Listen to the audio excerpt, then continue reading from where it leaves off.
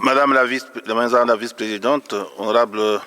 distingués invités, mesdames et messieurs, je voudrais de prime abord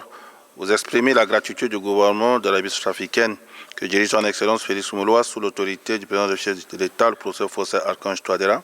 pour l'attention particulière portée par les Nations Unies. Nous invitons au dialogue de haut niveau sur la situation des droits humains dans notre pays.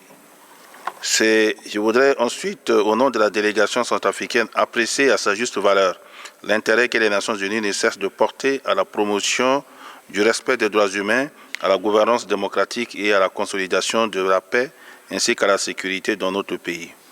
Madame la vice-présidente, la thématique de ce dialogue met un accent particulier sur la décentralisation et la gouvernance locale comme outil de mise en œuvre des recommandations relatives aux droits de l'homme au niveau local,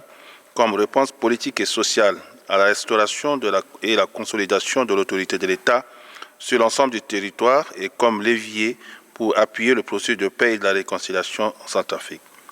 C'est donc avec beaucoup d'enthousiasme que je me fais l'agréable devoir de mettre en exergue les mesures prises et celles à prendre par le gouvernement centrafricain dans le cadre de la décentralisation administrative.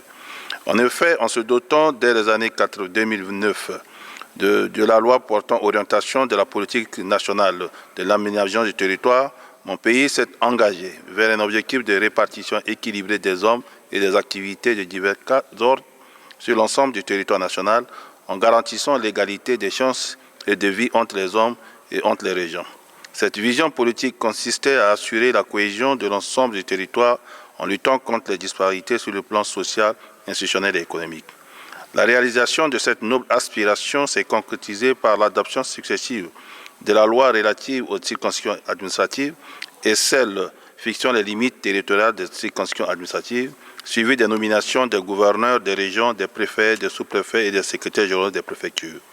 Ainsi, les 7 régions du pays, les 27 préfectures, les 72 sous-préfectures, les 175 communes de l'Arabie centrafricaine sont à ce jour fonctionnelles. Par ailleurs, les élections régionales et locales se tiendront au mois d'août 2025, conformément au chronogramme publié par l'Autorité nationale des élections, ANE, pour permettre la participation des citoyens à la gestion locale de leurs entités. Jamais organisées depuis plus d'une quarantaine d'années, ces élections locales visent à promouvoir la démocratie au niveau de la cellule de base de notre société. Il convient de souligner qu'une place de choix est réservée aux femmes par la prise en compte inclusive de leurs spécificités. Dans le domaine de la défense, les zones opérationnelles ont été créées et équipées afin de faire face aux défis sécuritaires auxquels est confrontée la République centrafricaine. Dorénavant, l'armée centrafricaine est une force de garnison qui est établie dans les zones spéciales, alors qu'il y a quelques années, elle était une force de projection opérant à partir d'une seule garnison située dans la capitale Bangui. Cette stratégie vise à permettre une prompte intervention des forces armées centrafricaines en cas de menace. Les forces de défense, les forces de sécurité intérieure assurent l'avant-garde pour asseoir la paix et la sécurité dans nos villes et provinces.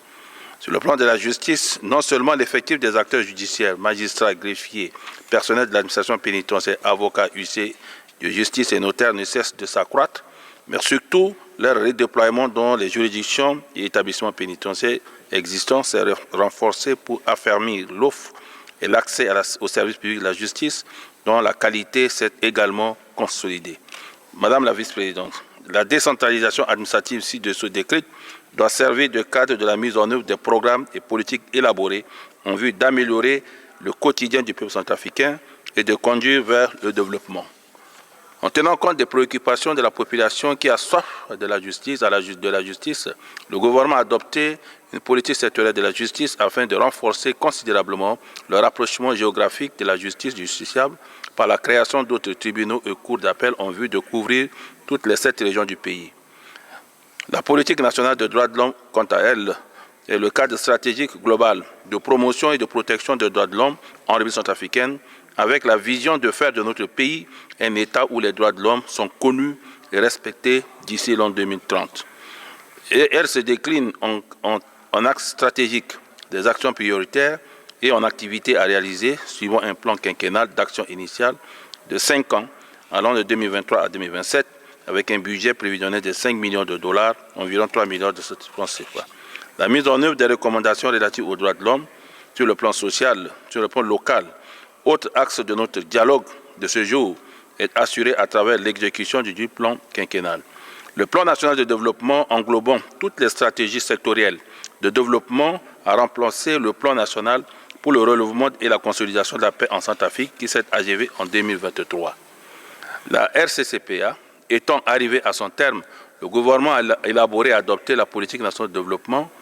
Cette politique dynamique et ambitieuse se cristallise sur la bonne gouvernance, l'état de droit et la sécurité, la stimulation de la croissance économique en favorisant le développement du capital humain et des infrastructures afin de permettre l'émergence de notre pays.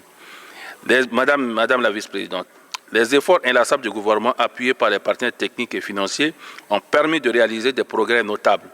L'autorité de l'État s'est restaurée sur l'ensemble du territoire national, nonobstant quelques pics d'insécurité à l'intérieur du pays perpétrés par des éléments résiduels de la nébuleuse coalition des patriotiques pour le changement.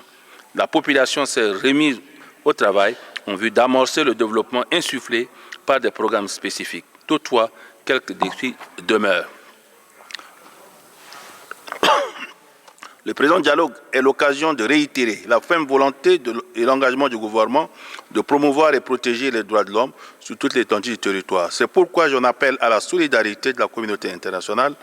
pour qu'elle maintienne notre pays, la République centrafricaine, dans son agenda afin d'apporter le soutien nécessaire à la réalisation de cette ambition ayant pour finalité le développement et le respect de la dignité humaine. Je vous remercie.